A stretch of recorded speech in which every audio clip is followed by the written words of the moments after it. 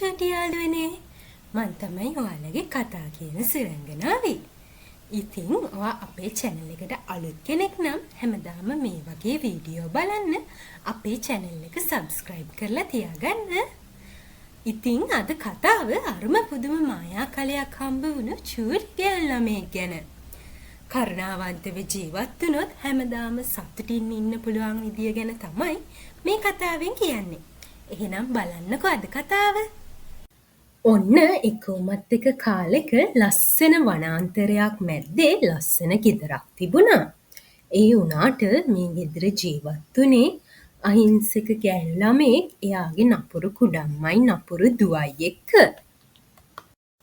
කෝ ඔය බිම හොඳට අතු ගන්න. මේ මගේ රෙදි ටිකත් හොදලා දාන්න. මේ වැඩ ටික අපිද කරන්න ඉක්මනට කරන්න. අනේ හරි මම කරනවා. මට බනින්න එපා. මං ඔයාලා කියන ඔක්කොම දේවල් කරන්නම්. දවසක් මේ පුංචි ගෑනු ළමයා සතුටින් ඇවිද ඉඳියා. එතකොට එයා එකපාරටම දැක්කා ඈත මොනවා හරි දිලිසෙනවා. මොකක්ද අර ඈත දිලිසෙන්න දෙයක් තියෙන්නේ? අපි ළඟට ගිහිල්ලා බලමුද? මොකක්ද දන්නේ? එතකොට තමයි එයා දැක්කේ ඒක අරුම පුදුම මායා කලයක්. ඔයා කැමති දෙයක් ඉල්ලන්න. මම ඒවා ඉෂ්ට කරනවා. ඔයා කැමති දෙයක් ඉල්ලන්න. මම ඒවා ඉෂ්ට කරනවා. මේ කලේ නේද කතා කරන්නේ? කැමති දෙයක් ඉල්ලන්න. පුංචි කලේ ඔයාට පුළුවන්ද මට රසම රස කෑම වේලක් දෙන්න? අනේ හරිම පුදුමයි. ආයෙනම් මට කවමදාවත් බඩගින්න ඉන්න ඕනි වෙන්නේ නැහැ. මං විතරක් කාලා කොහොමද? එන්න චූටි හා පැටවුනේ. එන්න චූටි මුව පැටවුනේ. මෙන්න ඔයාලටත් රෑට කන්න. අපිට දැන් හැමදාම සතුටින් ඉන්න පුළුවන්. මේ මොකද්ද මෙයා කරන්නේ? අම්මන හරිම අනේ එපා කුඩම්මට නම් කියන්න එපා. ඉන්න මං කියන්න. ඔයාගාව මැජික් කලයක් තියෙනවද?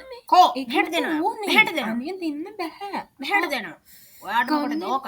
මට දෙනවා. මම ප්‍රාර්ථනා කරනවා මාව දැන් ලස්සන කුමාරියක් කරන්න කියලා. නුපුර මිනිස්සුන්ට කවදාවත් මේ වෙලේ උදව් කරන්නේ නැහැ. අපි උදව් කරන්න හොඳ කරනවත් මිනිස්සුන්ට විතරයි නුපුර කඩම්මයි. අයියෝ මේ මොකද උනේ?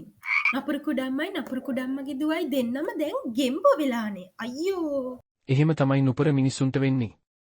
ලස්සන පුංචි ගැන්ලමයි ඔය කැමතිද කුමාරිකාවක් වෙන්නේ. කුමාරිකාවක්? අනේ පුංචි කලේ ඇත්තටම මට පුළුවන්ද කුමාරිකාවක් වගේ ලස්සන වෙන්න? කුමාරිකාවක් වගේ ලස්සන ඇඳුම් අඳින්න? කුමාරිකාවක් වගේ ලස්සන රජමාලිගාවක ජීවත් වෙන්න? ඔව් පුළුවන් ලස්සන ගෑල් ළමයා. එදා ඉඳන් මේ පුංචි ගෑල් ළමයා රජමාලිගාවට ගිහිල්ලා ලස්සන කුමාරිකාවක් විදියට ජීවත් වුණා. ඒ වගේම එයා රටේ ඉඳපු හැම කෙනෙක්ටම හරිම ආදරෙන් කෑම බීම බෙදලා දුන්නා. දැක්ක නේද කරුණාවන්තකම කියන්නේ කොච්චර ලස්සන දෙයක්ද කියලා. ඔයා කරුණාවන්තයි නම් මේ ලෝකේ ඉන්න මායා බලය එකතු වෙලා ඔයාගේ ජීවිතය ලස්සන කරනවා. ඒක නම් අනිවාර්යයෙන්ම වෙනවා. එතකොට අර නපුරු කුඩම්මටයි එයාගේ දුවටයි මොකද්ද උනේ කියලා දන්නවද? ඒගොල්ලොන්ට ජීවිතේ ඉතුරු කාලෙම පොකුණකට වෙලා බක ගගා ඉන්න උනා. එහෙනම් චූටි ළමයිනේ මං හිතනවා ඔයගොල්ලෝ කතාව හරිම සතුටින් රස වින්ද කියලා. ඒ වගේම අපේ channel එක subscribe කරලා ඔයාලට දැනුණු දේ comment එකක් විදියට පල්ලෙහායින් දාගෙන යන්න. එහෙනම් අදට ගිහින් එන්නම්. bye bye. සුබ දවසක් හැමෝටම.